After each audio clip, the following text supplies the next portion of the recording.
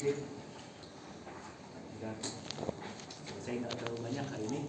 Kita akan bahas sekarang untuk percobaan berikutnya itu ada dua, osilator RC dan osilator yang LC dan yang non sinusoidal. Oke, osilator atau pembangkit gelombang itu adalah satu rangkaian yang dengan sengaja kita buat akan menghasilkan sinyal pada frekuensi tertentu. Jadi biasanya kita akan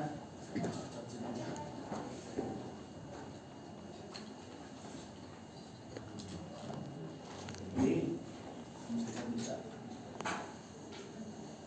Oke. Tolong dibukakan terkunci. Ya, jadi ada frekuensinya sendiri secara spesifikasinya. Berikutnya ada besaran yang juga penting, tentunya amplitudo ini pasti sangat standar sekali frekuensi dan amplitudo. Tapi ada besaran yang untuk kasus tertentu menjadi sangat penting, yaitu derau fasa. Apa itu derau fasa? Kalau kita lihat spektrum dari sebuah osilator yang baik itu seperti apa? Dia sinusoid misalnya keluar cuma satu frekuensi. Jadi harusnya dia akan seperti garis tegak aja gitu. Ya. Tetapi kalau kita gambarkan dalam spektrum, dia akan ada melebar. Melebar itu kalau istilah di teknisnya itu skirting, seperti rok, skirt. Semakin melebar itu artinya dia semakin buruk. Ya. Nah, itu adalah derau fasa. Nanti kita bisa bicara tentang penyebabnya apa. Ya. Itu pentingnya di mana? Artinya kalau kita punya melebar seperti itu, artinya frekuensinya secara probabilistik, secara paling banyak akan di frekuensi yang di tengah situ. Ya, jadi paling banyak dia akan ada di frekuensi tengahnya. Tapi dia bergeser-geser, ada saatnya di frekuensinya agak jauh keluar. Ya. Dan itu disebut sebagai derau fasa. Penyebabnya adalah fasa. Kalau kita di digital itu akan menyebabkan apa yang disebut dengan jitter. Pernah dengar istilah jitter? Jitter itu kalau kita punya rangkaian, ada clock, ya. Clock. Nah, clock itu idealnya dia harus periodenya persis tertentu. Tetapi dia geser-geser frekuensinya sedikit-sedikit, dia bisa maju mundur gitu ya. Oke, maju mundur entah yang depan atau belakang. Sehingga Anda bayangkan kalau dia lebarnya berubah-ubah sedikit, berarti frekuensinya berubah-ubah. Ya, itu adalah frekuensi yang digambarkan seperti ini. Itu kalau digital biasanya lebih kelihatan sebagai jitter. Itu terutama persoalan ketika kita harus mensinkronkan satu sinyal dengan yang lain. Oke. Kemudian berikutnya kalau kita menggunakan ini, kalau kita dalam telekomunikasi, Anda semester besok akan belajar Syscom ya, komunikasi digital misalnya. Maka kalau yang makin lebar ini tidak disukainya kenapa? Kalau ini berarti dia akan menggunakan bandwidth sebelahnya. Ya, makin lebar berarti dia menggunakan bandwidth, dan itu hal yang kurang disukai. Berikutnya frekuensi harmonik. Kalau dia sinusoid tentunya nggak ada harmoniknya. Tapi kalau dia gelombang kotak misalnya pasti ada harmonik. Oke. Nah, pembangkitan gelombang bisa kita kategorikan dua kategori besar, yaitu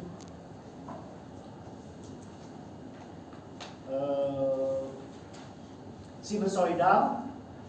Ini sebentar ini saya hapus dulu.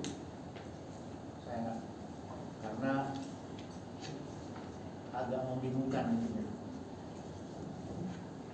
Oke. Yang pertama itu yang disebut dengan linear, outputnya harus sinus, maunya sinus murni. Caranya gimana? Cara yang pertama adalah kita mempunyai rangkaian resonansi apa? R dan C, seri atau paralel, paling sederhana kan, atau seri paralel. Oke. Nah, idealnya resonansi itu kalau dia nggak ada resistansinya, dia akan secara alamiahnya akan keluar sinyal sendiri. Tapi kan di alamnya nggak gitu. Kenapa? Karena ada sifat resistansi dari kabel, sifat resistansi dari atau konduktansi dari kapasitor.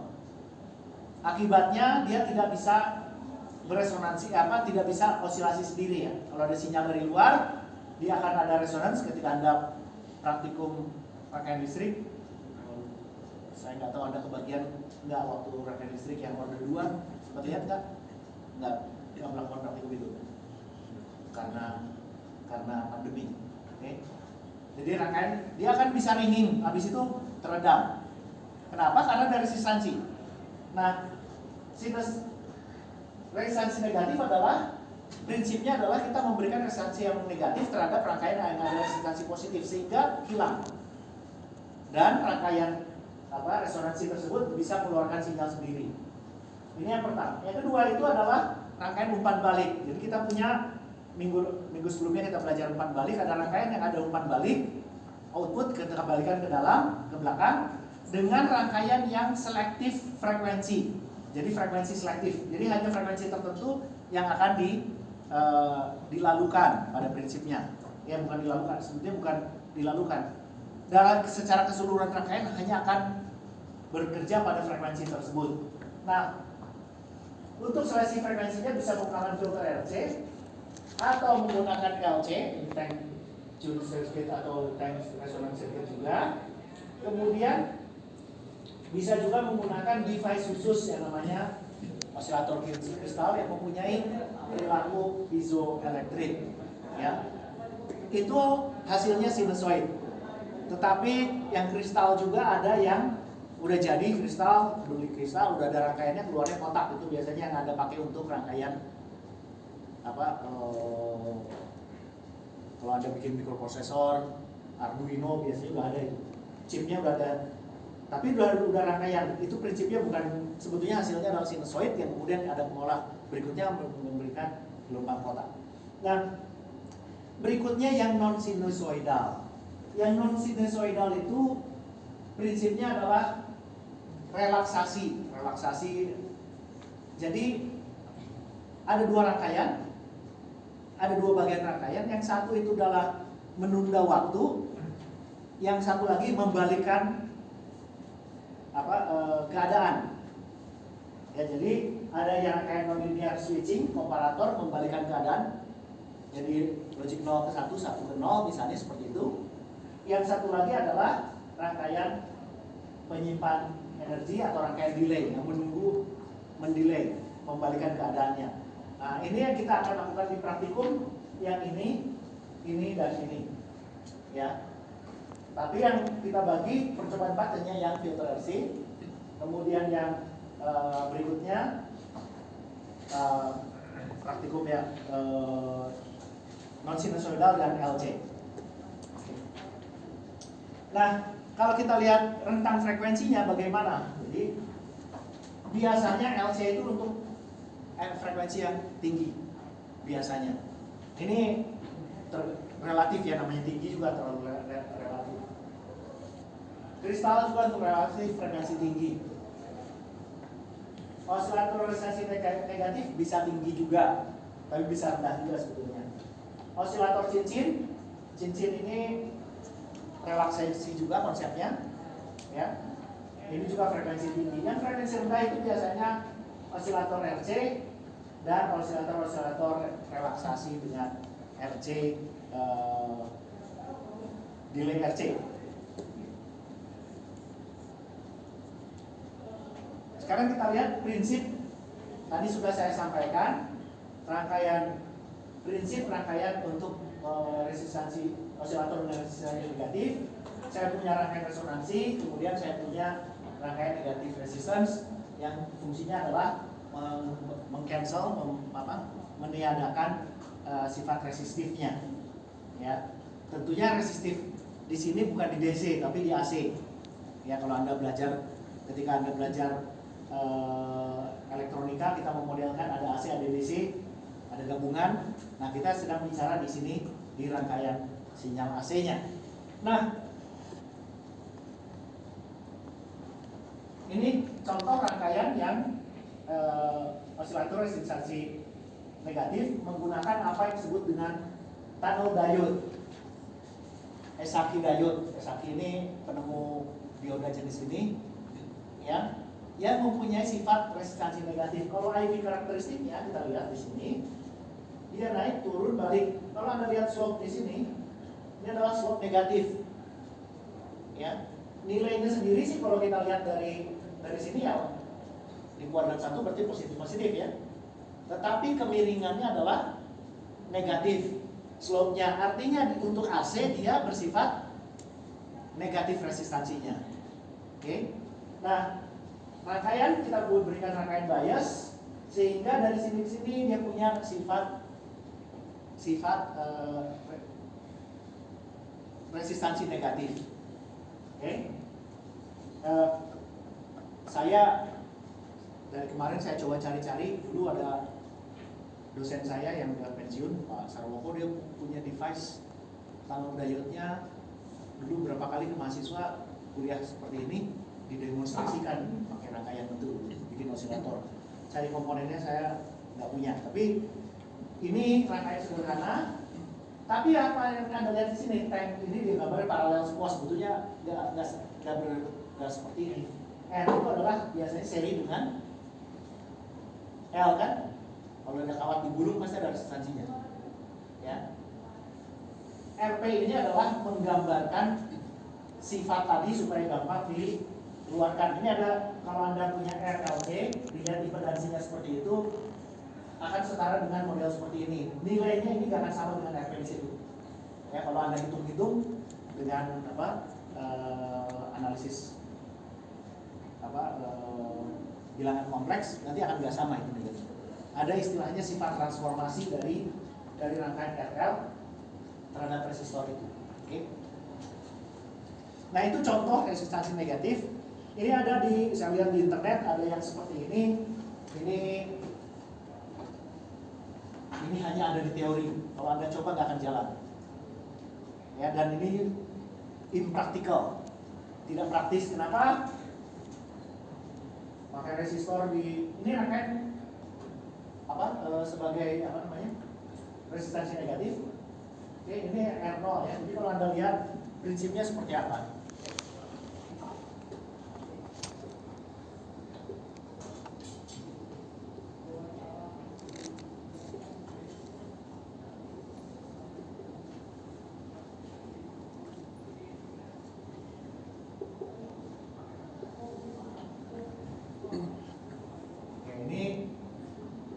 Dari sini kita lihat katanya resistansi negatif, nilainya adalah negatif Rx ini. Gimana cara kerjanya? Oke, kalau Anda ngetes resistansi biasanya kita pakai apa? Pakai sumber arus ya, kita lihat tegangannya gitu. Oke, jadi kalau misalnya saya kasih sumber arus I, oke,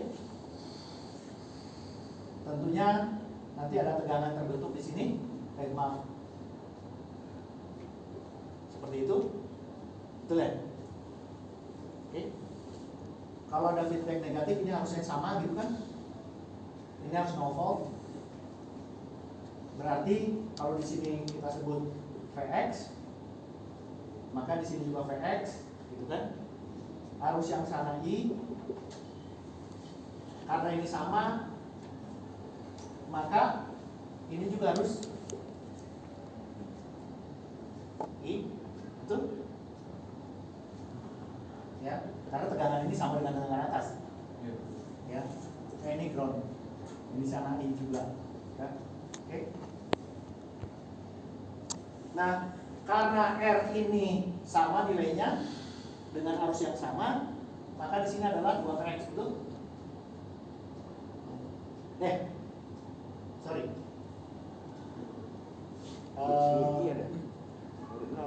Sorry, bukan 2 Vx. Dari yang tegangan atas,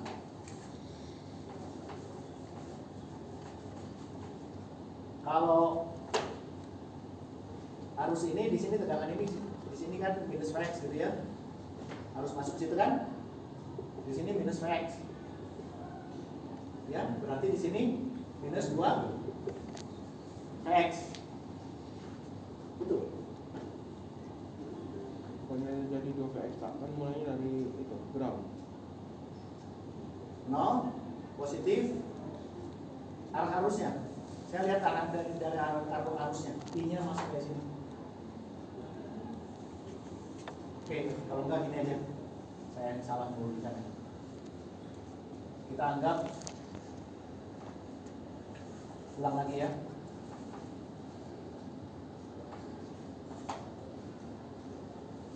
RA sama.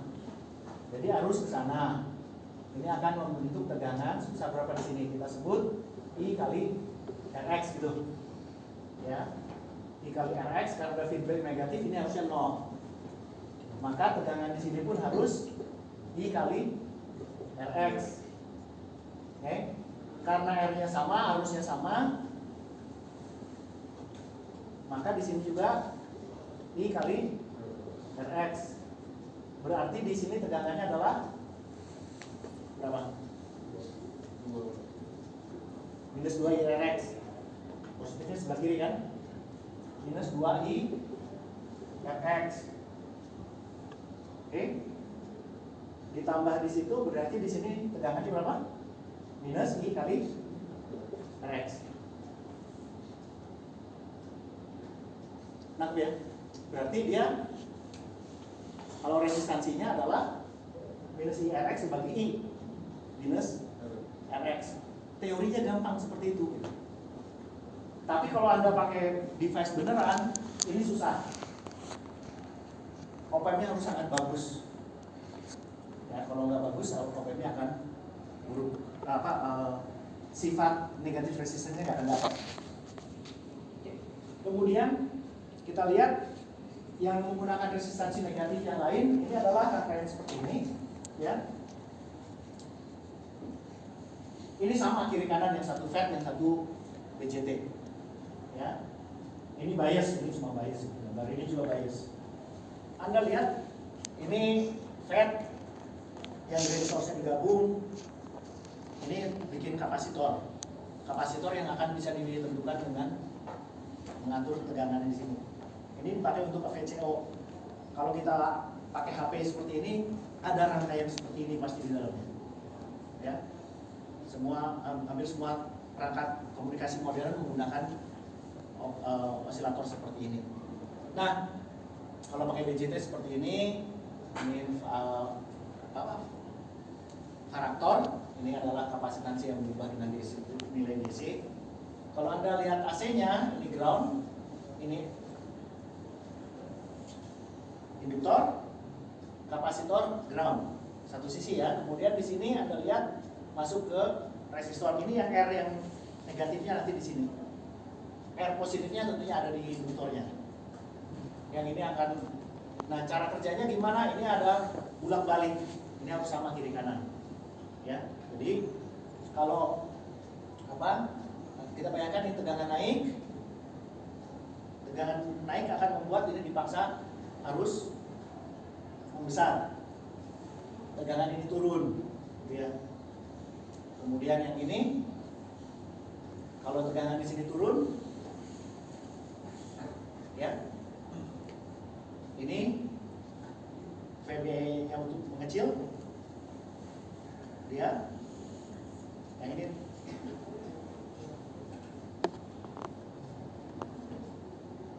Ada bisa lihat ya turun ulang baliknya, ya. Oke. Nah, ini yang paling banyak digunakan. Kita tidak akan bahas detail. Ini yang paling banyak digunakan pada perangkat komunikasi modern. Ya, Anda pakai sesuatu yang ada WiFi-nya pasti ada itu, karena ada frekuensi yang harus di-generate. Oke. Dan berikutnya kita akan lihat filter umpan balik. Ini untuk filter RC. Kita mulai dengan rangkaian umpan balik, di mana kita punya ada penguat fungsi frekuensi, ada feedback fungsi frekuensi juga. Nah, kita sudah pernah turunkan, maka XO per XI, output per input gitu, itu mesti transfernya adalah A omega dibagi 1 plus A omega per B omega. Oke. Kalau pada frekuensi tertentu A omega 0 kali B omega 0, frekuensi omega 0 tadi, negatif 1, apa yang terjadi? Di kanan sana dibagi dengan 0, ya. Artinya apa? Ya, tak hingga gitu. Artinya apa? Artinya SO per XI-nya tak hingga. Tanpa input ada output, ya. Tanpa input XI-nya 0, ada output. Itulah sifat osilator. Nggak kita kasih input, power supply kita kasih ya. Nah, tapi outputnya bisa sebarang, ya. 5 bagi tak hingga sama dengan 0, 7 bagi tak hingga sama dengan 0, kan gitu ya. Jadi 0 kali tak hingga itu bisa 1, bisa 2, bisa 3, dan seterusnya kan. Ya, artinya berapapun. Nah, itu sebetulnya yang muncul menjadi sifat sinusoidnya. Nah, syarat osilasi, kalau tadi feedbacknya feedback negatif seperti itu karena ada inputnya, sekarang kita gambarnya nggak ada inputnya. Kalau nggak ada inputnya digambarkan, maka seperti ini. Ya, tadi kan di sini negatif, ya, gitu ya. Kalau digambar langsung jadi negatif B omega. Ya. Nah, ini A omega. Syaratnya adalah, oke, tadi di perhitungan tadi adalah ininya sama dengan negatif 1 pada frekuensinya. Oke. Atau kalau ini adalah negatif, keseluruhan loop gain-nya harus adalah sama dengan 1. Apa artinya? Satu sinyal dibolak-balikin gitu ya. Nah, datangnya dari mana sinyal itu? Di alam itu ada noise. Noise itu semua frekuensi ada. Tetapi hanya ada satu keadaan di mana dari sinyal noise itu dilewatkan oleh rangkaian ini dengan penguatan 1. Jadi dia balik lagi terus saja amplitudenya tetap teorinya. Oke? Nah, penguatan loop gain itu ada 1, itu disebut dengan kriteria Barkhausen ya. Untuk menghasilkan rangkaian seperti itu banyak alternatifnya, bisa tak hingga. Tapi kita hanya akan melihat 3 alternatif yang ada di sini. Ya. Yang pertama, amplifiernya fasanya 0, rangkaian feedbacknya fasanya 0. Besarannya amplifiernya penguatan AM, feedbacknya 1/n pada frekuensi yang kita inginkan tadi supaya osilasi. Oke, berarti loop gain-nya adalah 1.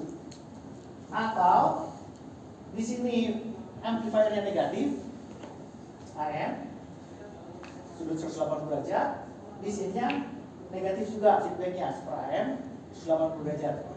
Kalau saya kalikan loop gain-nya akan 1. Oke. Dan terakhir kita bisa pakai sudutnya 90 derajat dan minus 90 derajat. Oke. Nah, sebelum lanjut, kenapa pakai yang pilih yang ini? Ya, ini yang paling gampang. Bisa pakai 45 dan minus 45 bisa, tapi susah.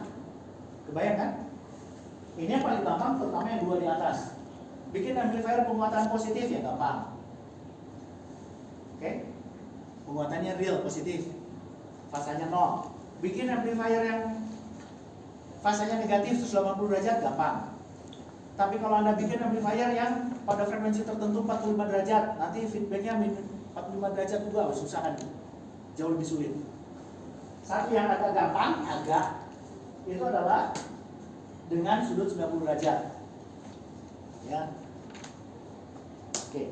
Nah, apa itu rangkaiannya? Yang 0 derajat itu adalah kita menggunakan contoh implementasinya adalah osilator jembatan wind bridge. Di sini ada rangkaian wind bridge-nya, ini feedback-nya di situ, dan ada penguatan di sini. Oke. Kuliah ini nggak akan cerita tentang cara penurunannya, ada di buku.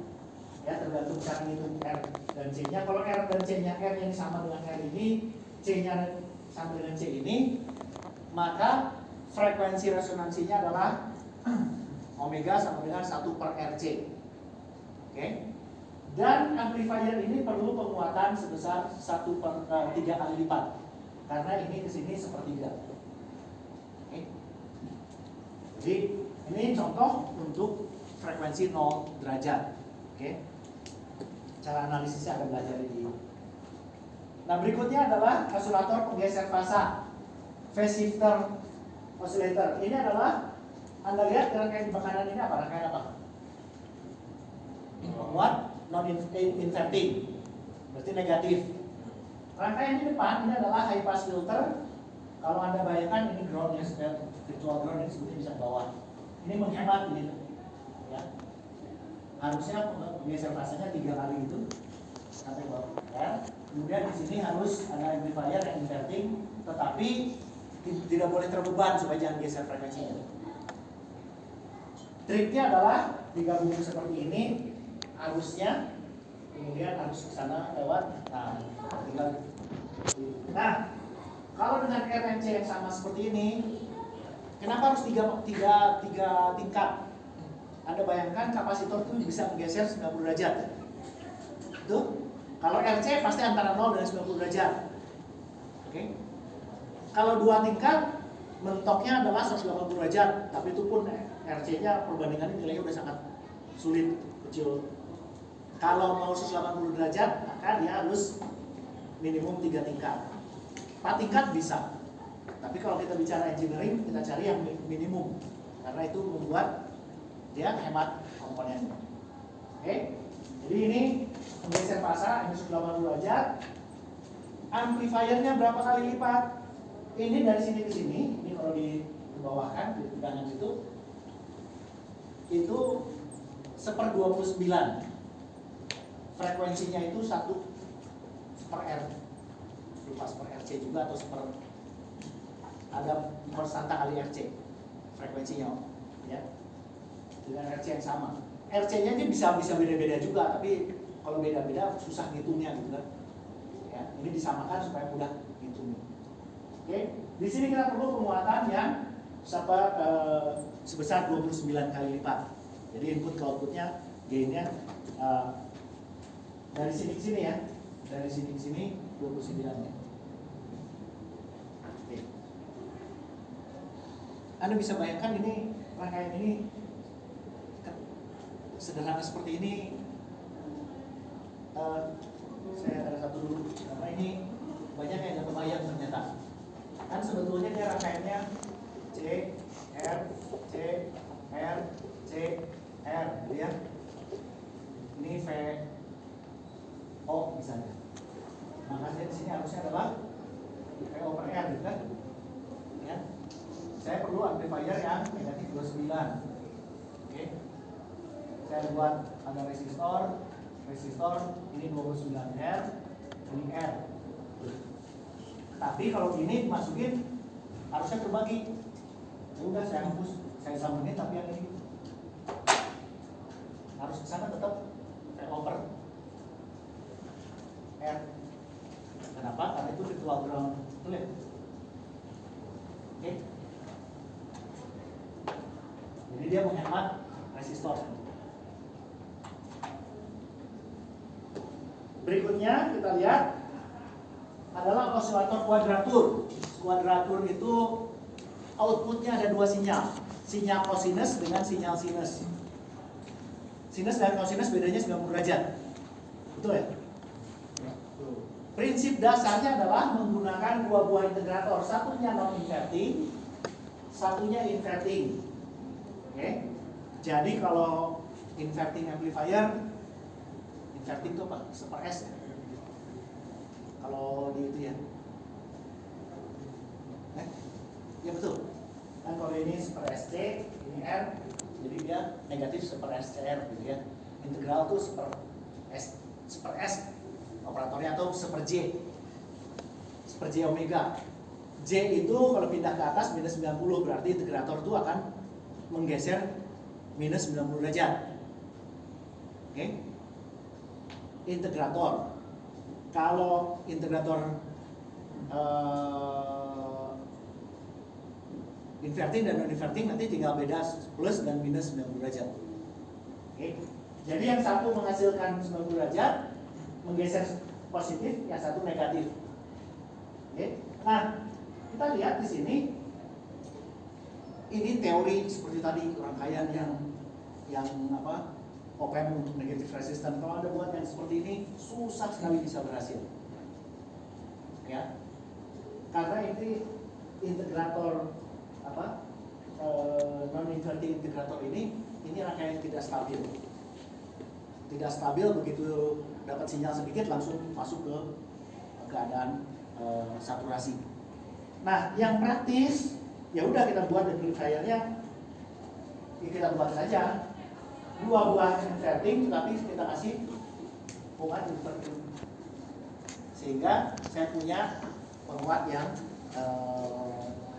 bisa apa namanya menghasilkan pergeseran fasa 90 derajat dan minus 90 derajat. Oke, 3 rangkaian ini akan Anda coba di percobaan 4. Nah, sekarang kita lihat isu yang lain. Ya. Isu yang lain sini adalah loop gain ini, supaya dia tadi loop gain ini, jadi amplifier ini loop gain ini harus persis 1. Kalau kurang dari 1 apa yang terjadi? Sinyalnya akan menurun, makin kecil. Lebih dari 1 naik terus, masuk saturasi. Jadi kalau kurang dia akan osilasinya hilang. Kalau lebih saturasi outputnya saturasi dan outputnya jadi tidak sinusoid.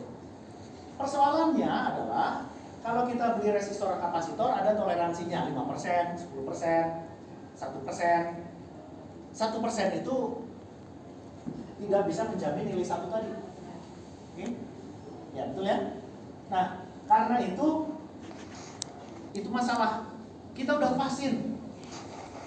Resistor mau dipasin ada dulu, resistor itu ada istilahnya laser trimming. Jadi kita pakai laser diukur, bisa sampai ketelitiannya bisa. Ada persoalan lain lagi, TCR, temperature coefficient resistor R-nya apa itu? Lupa saya. Dia kan ada convert.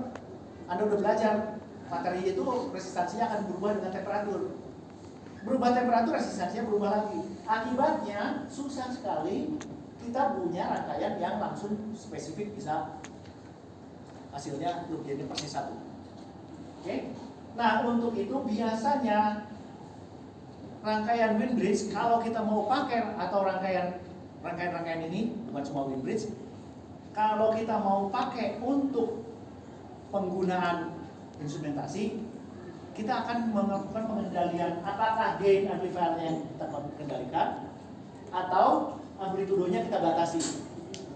Oke? Ketika Anda lahir, Anda umurnya 9. Saya pernah menguji satu sidang anak elektro opsi biomedis. Dia di tugas akhirnya ada wind bridge oscillator. Dia hanya menggunakan rangkaian yang di atas tadi yang sebelumnya. Dia bilang, kok amplitudenya nggak bisa dikendalikan? Ya memang. Anda bisa tahu resistansinya kan berubah dengan temperatur. Ya kan gitu kan? Terus gimana? Nah, memang harus ada rangkaian lain tambahan. Nah, trik yang paling sederhana, saya mudah-mudahan bisa selesai tepat waktu. Ini wind bridge-nya. R ini menggunakan resistansi dari bohlam kecil. Ini zaman tahun 50-an, orang pakai teknik ini. Ya. Kalau bohlam itu resistansi dari logam, makin panas R-nya makin besar ya. Itu penguat ini adalah 1 plus RF per RB. Kalau RB ini naik, maka penguatannya turun. Betul ya? Di awal ketika baru dinyalakan, belum ada outputnya, maka R ini kecil karena belum panas. Oke? Penguatannya besar. Dibutuhkan noise itu harus diperkuat dulu supaya jadi besar. Satu saat dia makin besar resistansinya, dia akan menjaga pada nilai tersebut. Kalau makin dingin, air ini akan mengecil. Gain lagi, dia akan stabil di satu nilai tertentu. Trik yang hebat orang tahun 50-an yang pinter-pinternya gitu ya. Lucu-lucuan. Jadi kalau lihat biasanya OPM juga ya, zaman itu pakai tabung gitu ya. Ada lampu buat apa lampu gitu ya. Lampu hijau. Itu contohnya. Nah, pertanyaan saya tadi ini sekarang mungkin bukan pakai lampu hijau tapi pakai komponen yang fungsi temperatur. Ada yang namanya NTC dan PTC. Ini kita harus pakai NTC atau PTC. NTC itu negatif temperature coefficient, berarti dia resistansinya makin turun kalau dia temperaturnya naik. Kalau PTC positif, ini harus positif ya.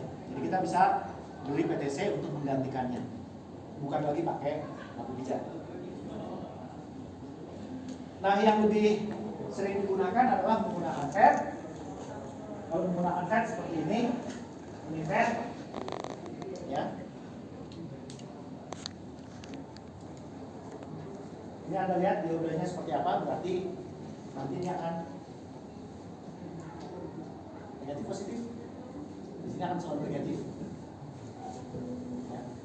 Karena diodenya karena kan ini 0,7 saat di sini negatif kan, jadi akan negatif. Nah, negatif ini akan dipakai untuk mengatur gate ini apa filtering aja supaya tegangannya jangan berubah-ubah terus. Oke. Maka kita lihat di sini kalau tegangan ini naik, maka R ini akan turun. Betul? Naik turun? FET? Oke. Bayangin aja lah. Ini udah lewat 50, kita potong 10 menit tadi. Nah, yang lebih mudah adalah tadi itu gain yang kita atur. Ini juga gain yang kita atur, tapi kita tahu batasnya pada amplitude berapa. Oke. Di sini kita punya R. Ini R-nya di sini 1, ini 2 supaya muatannya 3. Oke. Tetapi kalau kita lihat ini di trim supaya pas lah gitu ya. Kemudian di sini diberikan dioda. Kalau amplitudo ini sudah besar, ya kalau ini 10 kilo dan 30 kilo misalnya, maka ketika ini sudah kebagian 0,7, apa yang terjadi?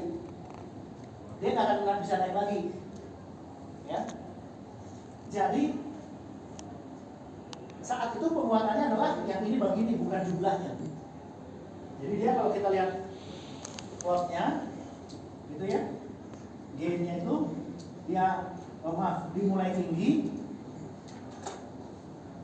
kemudian mengecil. Oke. Karena di sini itu tadi penguatannya maunya 3 atau lebih ya, lebih besar sama dengan 3. Oke. Yang di sini kurang dari 3. Dia akan terkunci amplitudonya nanti di ya hitungan tadi. Oke. Sorry, ini.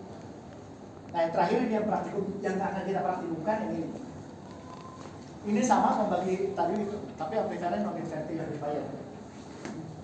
Oke. Kalau ini sekarang Anda lihat ini bisa Anda definitkan ya untuk melihat resistor ini akan diparalel dengan berapa ketika positif, yang di bawah diparalel dengan berapa ketika negatif. Prinsipnya sama. Jadi dia akan mempunyai, karena inverting negatif dia akan seperti ini gain. Jadi di sini kecil gainnya, di sini besar. Oke. Ada pertanyaan sampai sini? Oke. Waktunya sebetulnya sudah habis. Mohon maaf saya mengambil waktu Anda 3 menit. Waktu makan Anda belum makan juga ya. Oke. Kita ketemu lagi minggu depan.